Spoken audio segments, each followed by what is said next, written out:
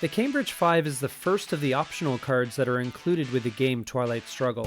We will take a look at this interesting and potentially game-changing event here today on Legendary Tactics.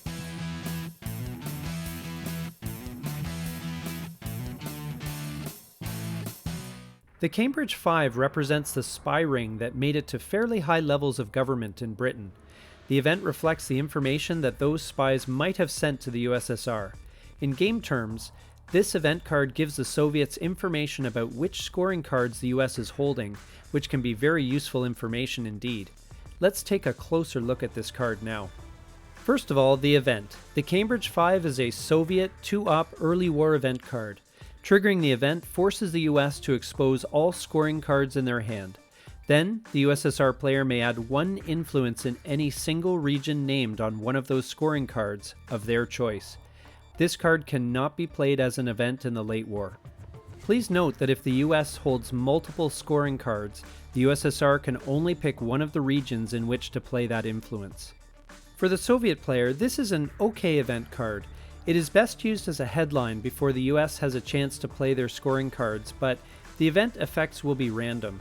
If the US doesn't happen to have any scoring cards this turn, the event has no effect and will have been a waste of a perfectly good headline phase. However, if it does work, it can work brilliantly. For example, it can give you access to a region that you have been kicked out of.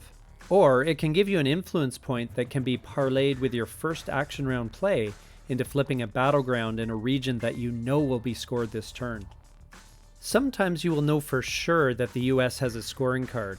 This occurs in both turn 3 and turn 7, when before the reshuffle has occurred, and by process of elimination, you will have the opportunity to know what scoring cards the US holds.